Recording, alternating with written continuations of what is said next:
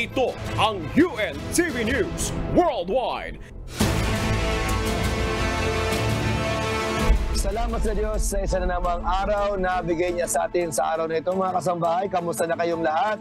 Gising-gising na sa mga kailangan pa bumiyahe sa araw na ito. Time check muna tayo, Marie.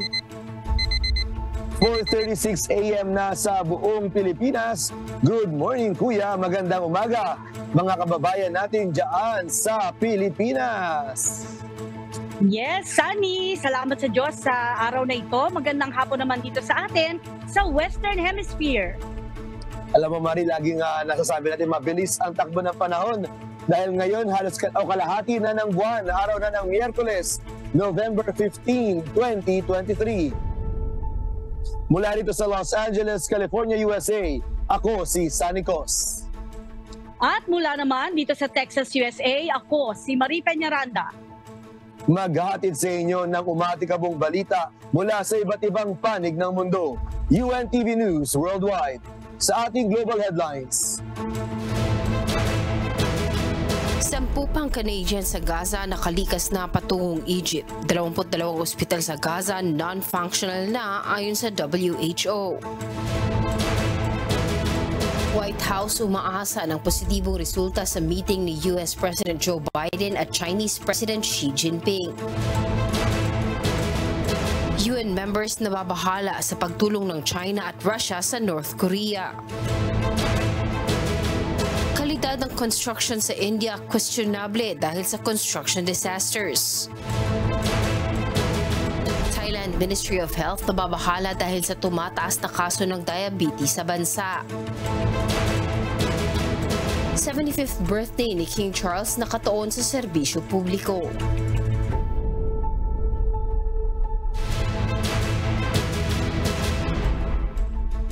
Una sa ating mga umaatikabong balita.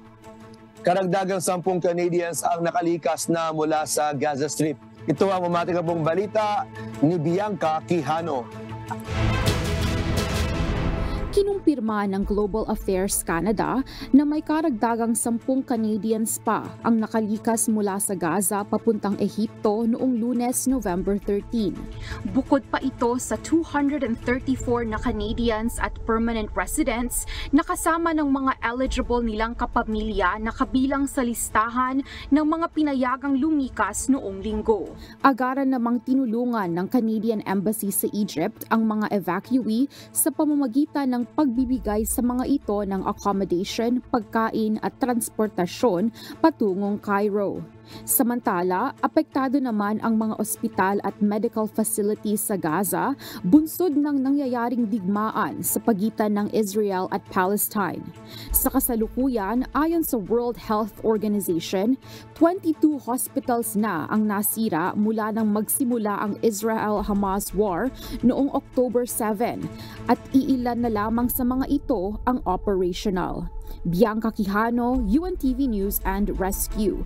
Diyos ang aming sandigan, serbisyo publiko ang aming pinahahalagahan. Ito naman Sunny, nakatuon ang buong mundo sa balitang ito. Umaasa ang mga opisyal ng White House na magdudulot ng positibong resulta ang nakatakdang face-to-face meeting ni President Joe Biden at President Xi Jinping. Partikular na inaasahan ng mga ito ang issue kaugnay ng pagsulong ng military communications at pagtutulungan kontra fentanyl trafficking sa pagitan ng US at China. Ito ang umatikamong balita ni Kat Carriedo. Ipinahayag ng mga opisyal ng Estados Unidos ang pag-asa ng mga ito na magbubunga ng ilang konkretong resulta sa pagkikita ni US President Joe Biden at Chinese President Xi Jinping, Miyerkules, November 15 sa US. Kabilang narito ang pagsulong ng military communications. Ayon kay White House National Security Advisor Jake Sullivan, maaaring umanong magkaroon ng paggalaw tungo sa pagkaparehong layunin sa pamamagitan ng intense diplomacy.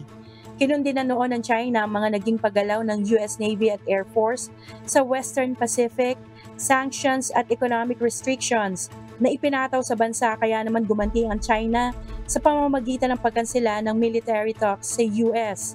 Umaasa rin ang White House na pagtutulungan ng US at China ang laban kontra fentanyl trafficking. Ang Mexico at China kasi ang itinuturing primary source ng fentanyl at fentanyl-related substances na naipupuslit sa Estados Unidos ayon sa Drug Enforcement Administration. Magkikita si Pangulong Biden at Xi sa sidelines ng Asia-Pacific Economic Cooperation Summit na naglalayong maipromote ang trade, investment at economic development sa mga bansa sa paligid ng Pacific Ocean. Sentro ng forum na gaganapin sa San Francisco ang pag-uusap ni President Biden at President Xi. Isang taon na ang nakalipas mula nang mag-usap ang dalawang pinakamakapangyarihang lider sa buong mundo. Sa Group of 20 Summit sa Indonesia noong nakaraang fall, huling nagkita si Biden at Xi. Dahil sa namuong tensyon sa pagitan ng dalawang bansa, bunsod ng pinabagsak na Chinese spy balloon ng US.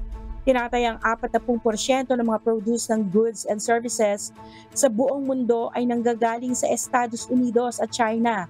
Kaya naman nagdulot ito ng malaking epekto sa ekonomiya ng buong mundo. Kath Carriedo, UNTV News and Rescue. Diyos ang aming sandigan, serbisyo publiko ang aming pinahahalagahan.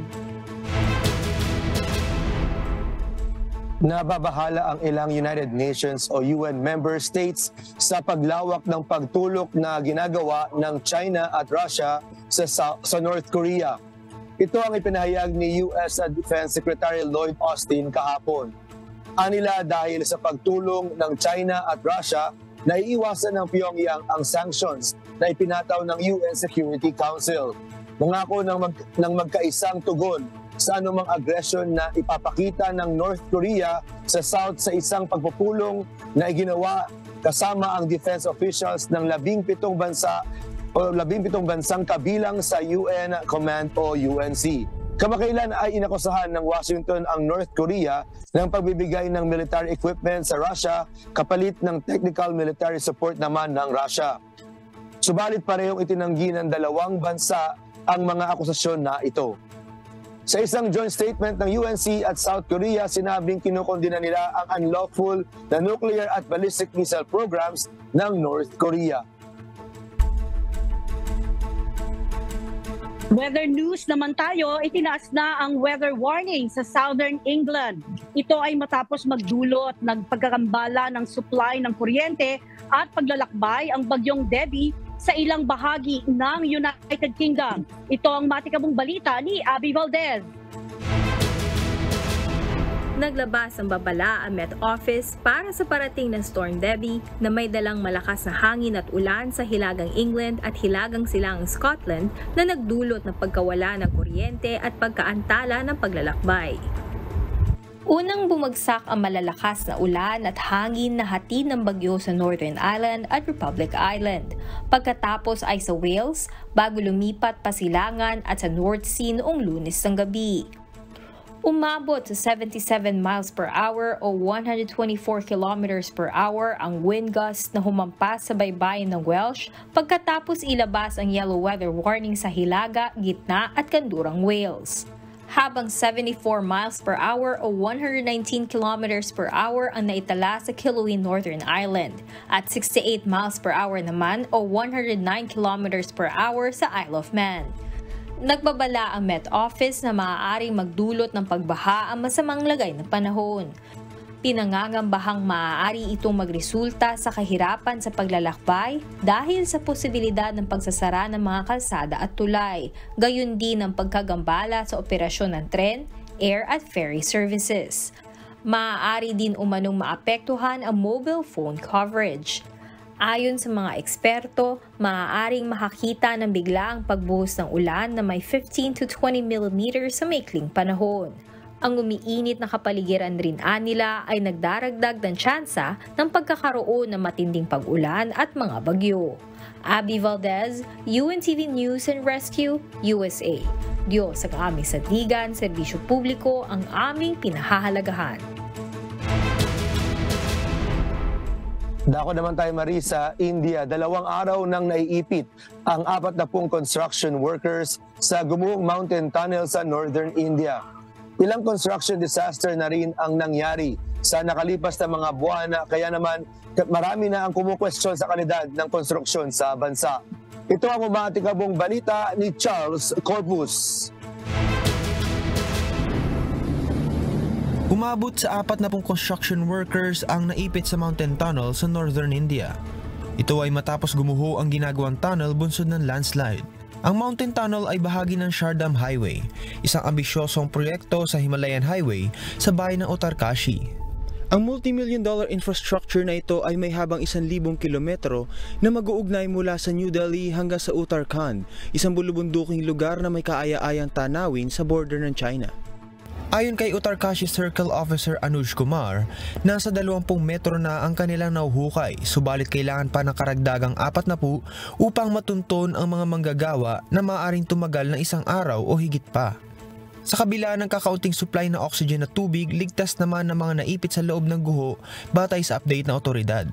Patuloy rin umano ang komunikasyon sa mga nakulong na construction workers.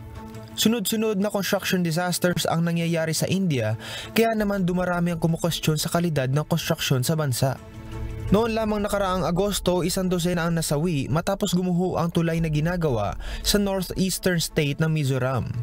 Nag-collapse din sa ikalawang pagkakataon ng 4-lane concrete bridge sa eastern state ng Bihar noong Hunyo, at nito lamang Oktubre nasira ang suspension bridge sa lungsod ng Morbi, Gujarat na nagresulta naman ng 135 casualties. Bilyong-bilyong halaga ng pondo naman para sa mga infrastruktura upang mag-upgrade ng transport network ang pinangangambang masasayang bunsod ng construction disaster sa India.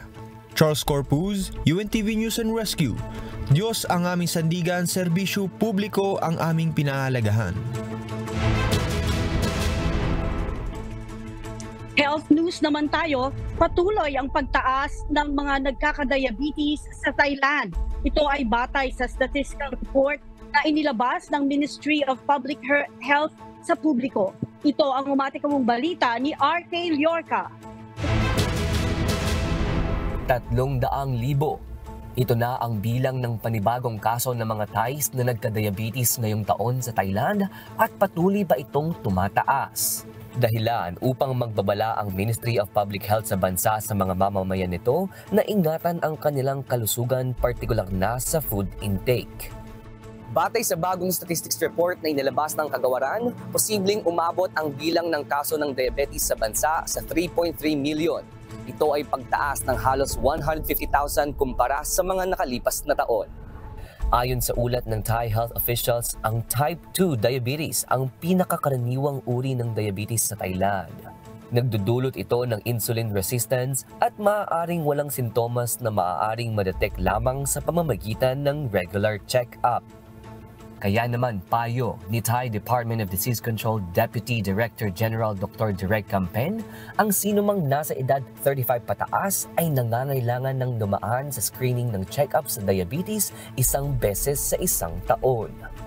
Ito anya ay makatutulong sa early detection at treatment ng diabetes, gayon din ang mapigilan ang posibleng pagkasawi ng taong may malalang kaso nito. RK Liorca, UNTV News and Rescue, Thailand. Diyos ang aming sandigan, serbisyo publiko ang aming pinahahalagahan. At balikan natin ang Europa. Isang magandang balita ay pinagdiwang ni King Charles ang kanyang 75th birthday sa pamamagitan ng business as usual approach. Kalinsabay nito ang paglulunsad ng isang proyekto upang matulungan ang mga taong nahaharap sa kahirapan sa pagkain. Ito ang umatikabong balita ni James Hilario. Minarkahan ang 75th birthday ni King Charles sa pamamagitan ng isang seremonyal na pagsaludo ng baril kabilang ang sa Tower of London. Serbisyong publiko sa halip na magarbong pagdiriwang ng kaarawan.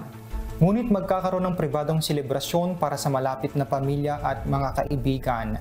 Opisyal na inilunsad ng hari ang kanyang Coronation Food Project. Ang Coronation Food Project ay inilunsad upang harapin ang dumaraming bilang ng mga taong hindi kayang bumili ng pagkain, habang milyon-milyong tonelada ng sobrang pagkain ang itinatapon. Bahagi rin ng kaarawan ng hari ay ang pag-host ng isang reception para sa mga nasa 400 na nurse at midwife ng NHS.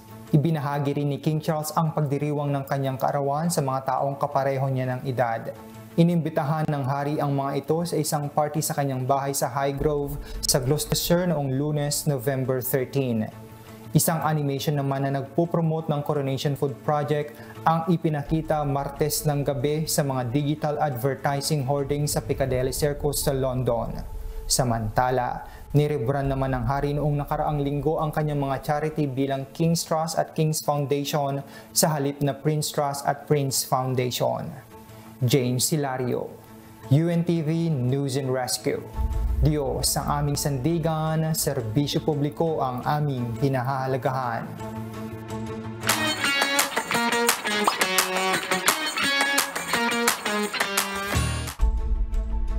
Public service naman tayo para sa ating mga OFWs.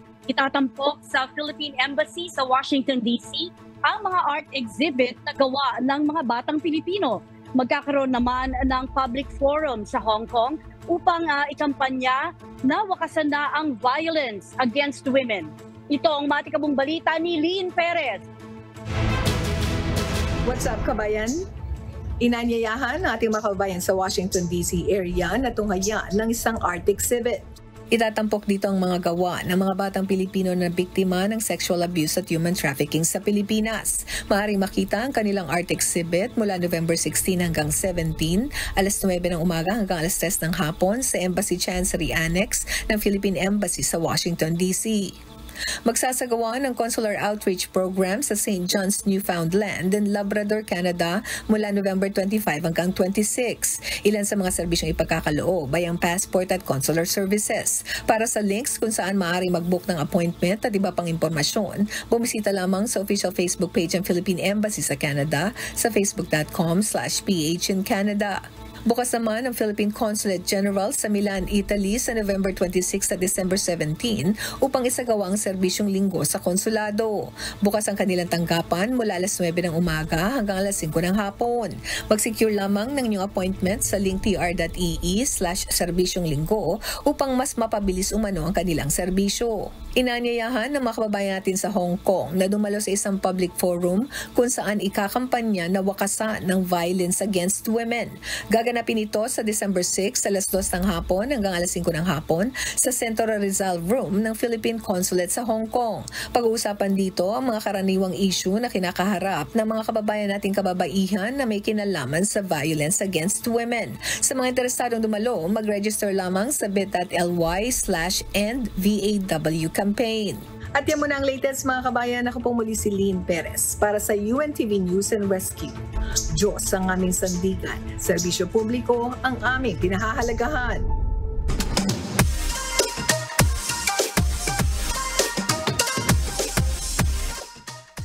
Ang bilis talaga ng panahon at ng oras, Sani, pero hindi pa rin natin ito makalilimutan ang pinakaabangan nating lahat. Sani, pwede bang bumati? Siyempre naman, pwede. Yes. Narito ang pagbati ng ating kababayan. My name is Kathleen Linga. I am from Edmonton, Canada. I haven't been to the Philippines for 5 years. I would like to greet Moreno family, Castillo family, Lolo Bando, Linga family, and Tita Malu. Happy birthday. I love you. Ang sweet naman ng pagbati. Ayan. At syempre, para naman sa ating mga minamahal na mga manonood, ito naman ang ating pagbati sa ating mga kababayan dito sa Texas, USA na palagi nang naka-tune in sa ating mga programa sa UNTV. Gayon din ang ating mga kaibigan at kapamilya dyan sa San Pedro, Laguna. Ang aking mommy na si Josie Maufit at ang aking mga anak na si John Michael Peñaranda at si Tricia Hurtado. At syempre gusto rin natin batiin, hello, good morning Kuya, good morning Ate Ardeen, at sa lahat ng mga nanonood dyan naman sa KB Rock. At gusto ko rin batiin ang aking ni Amor, Brad Sani, si Brad Nomer, ayan, na nabuking na raw kagabi yung tanong kung siya ba ay pumayat na. Nabuking na ni Sis Glenda. Ang better half naman ng ating amigo na mamaya ay makakasama rin natin. Ano? At syempre, hindi natin makakalimutang batiin ang ating mga ECU seniors. Yan, dito naman sa East Coast ng USA na makakasama natin mamaya sa ating community prayer. At syempre, ang palaging masipag na nagpo-post ng ating mga live broadcast sa ating mga social media account, si Sis Araceli Grajeda na nandiyan dyan sa Pilipinas. Kamusta po? At yan, sige, go ahead, Sunny. Medyo mahaba ko ngayon, ha? Ayun. Makikibati na rin ako, Maria. Siyempre, ito, meron ako listahan ngayon. Binabati natin, Maria, siyempre sila. Yung mga ninong ko nakasama namin ngayong sa Las Vegas noong nakaraang weekend. Sila Brad Aloy, Brad James, Brad Joseph, Brad Nicky, Brad Aaron, Brad Fermin at si Brad George. At yung ating mga youth members ng MCGI sa buong West Coast USA. Yan, nakita-kita kami na itong nakaraang Sabado at Linggo sa Las Vegas, Marie. Ayan, ikikwento ko sa'yo, hindi siya maiiwan sa Las Vegas lang ang kwento. Pero nakasama natin ang mga youth members dyan sa Las Vegas, Marie, mula sa Arizona, Colorado, Reno, San Diego, Sacramento, sa San Francisco, Hawaii, syempre dito sa Los Angeles, Marie. Masaya yung mga nangyari na ito nakaraang weekend. At binabati rin natin, dati makakalimutan, syempre Marie, nabatiin sila Erwin Azul at ang kanyang buting may bahay na si Aurora na taga Los Angeles din. At ganoon din sila Johnny, Rosita at ang ating mga kasamang choir members naman dito sa Los Angeles. Kasama dyan syempre ang Camarce Couple, sila Mike Capulong at iba pang mga kasama nating choir members. At hindi natin makakalimutan, Marie, i-shout out ang mga nanonood sa atin ngayong araw na ito sa UNTV Channel 37 at ganoon din sa mga nakikinig sa atin sa Radyo La Verdad 1350 at ang ating mga kababayan naman nakatutok mula sa iba't ibang mga bansa, Marie, sa ating mga social media. Nandiyan lagi sila Ireneo Chamizo, Vivian Moneda, Daniel Valdez, at Repolona family at iba pang mga kababayan natin mula sa iba't ibang panig ng mundo na nanonood sa atin ngayon sa YouTube at sa Facebook. Alam mo, Marie, ubos ng aking boses ito nakaraang weekend dahil sa mga nangyari dyan sa Las Vegas. Masayang pagkikita-kita ng ating mga kasama youth members naman dyan sa Vegas. Pero ito, Maria, tawagin na natin ang ating kasama sa Pilipinas. Kamusta ba? Ano bang mga aabangan natin humahataw na balita, amigo Sherwin, dyan sa Pilipinas? Yes, good morning, Sunny at Marie. Pero bago yung ating mga patikim para sa humahataw na balita, gusto ko lang itanong, Sunny, kung hindi ba malamig ngayon dyan sa Los Angeles, California at Ate Marie naman malamig na ang klima dyan? Kasi dito sa atin sa Pilipinas, wala pa mainit pa rin talaga. Alam mo, amigo, dito sa amin sa Los Angeles, itong oras na ito, mga mag-aalas 2 na ng tanghali dito ngayon sa LA. Very maaliwalas. Maaliwalas ang klima ng panahon. Masarap yung pakiramdam ng klima. Pero mamayang gabi, amigo, ay bababa ang temperatura ng LA into lower teens, amigo. In Celsius yan, At pagdating ng mga madaling araw, aabot pa yan ng hanggang mga 9 degrees Celsius. Naramdaman ko rin, amigo, na itong nakaraang Sabado at Linggo, Maria, dyan sa Las Vegas, amigo. Pagdating ng mga alas 7 o alas 9 ng gabi, umaabot na agad ng mga 9 degrees Celsius sa Las Vegas. Pamantalang desyerto doon, amigo.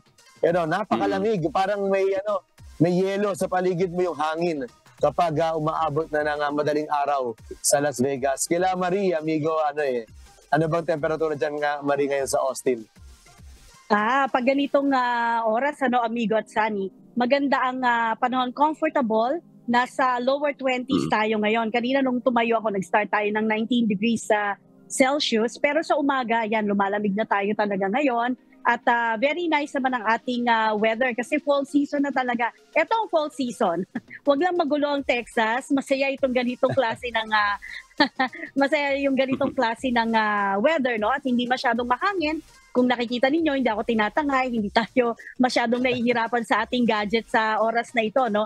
Pero ang magandang balita dyan, amigo at Sunny, ay ramdam na ramdam ko na lalo dito sa Downtown Round Rock ang kabisihan ng mga tao dahil next week, amigo, dito naman sa kinaroroonan namin sa US ay isang major holiday ang magaganap. Yan yung Thanksgiving naman ng Amerika. Kaya nakikita natin dito may mga nagde-decorate, may mga naglalagay ng kanilang mga ititinda, kasi usong-uso, amigo at Sunny dito. Kapag ganun dumarating yung panahon na yan, yung mga pies, yan, instead of cake, meron sila mga pies, yung turkey na sinasabi, ito yung kung saan nagtatago na yung mga turkey kasi ito yung panahon na talagang sila ay nalilimas. Yan ang hinihintay na holiday naman dito, yes. Diyan naman amigo, bukod sa mainit na weather, ano pa yung aantabayanan nating mga humahataw na balita niyo? Oo, bumiyahe na kagabi si Pangulong Marcos. No? Yun yung kanyang pangatlong biyahe bilang Pangulo ng ating bansa. Papunta dyan sa San Francisco, California para dumalo sa 30th APEC Summit. Ayan, hindi ko lang alam kung nakarating na ba kasi kagabi umalis. Pero sa kanyang mensahe, ayan, naka-align pa rin yung kanyang speech tungkol sa economic, may kinalaman pa rin dito sa ating economic interest kasi dumadami yung mga kababayan natin na nagre-resign sa trabaho dito sa ating bansa. Kaya kailangan talagang tuloy-tuloy yung ginagawa ng Pangulo para makahikayat ng mga mamumuhunan dito sa bansa natin para yung mga kababayan natin hindi na mag-resign, hindi na mag-isip na mga ibang bansa para doon maghanap buhay. Mas maganda kasi talaga yung isang pamilya ay buo at sama-sama. Diba, Marie?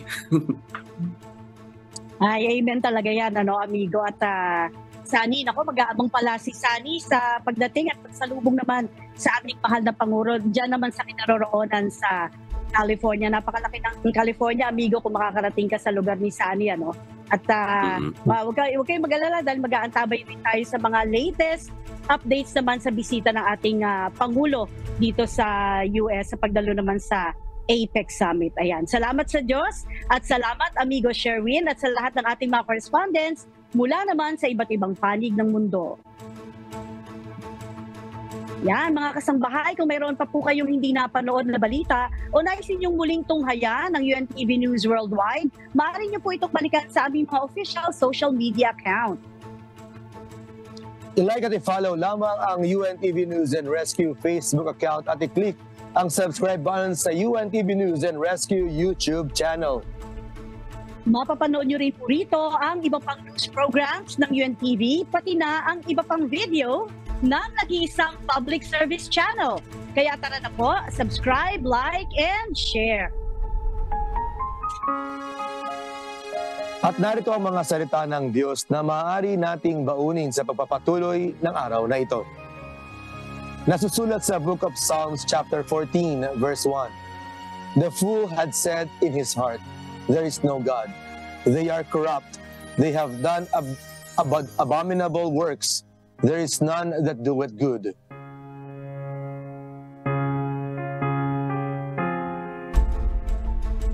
Salamat po sa Diyos sa kanyang mga salita at salamat sa Diyos at nagkasama tayo muli, Sunny.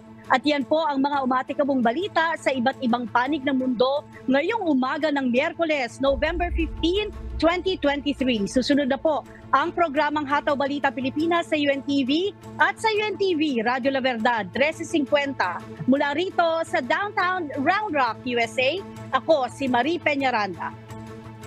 At sa ngalan ng lahat ng bumubuo ng UNTV News and Rescue at ng UNTV Radio La Verdad 1350 mula rito sa Los Angeles, California, USA, ako naman si Sunny Cos.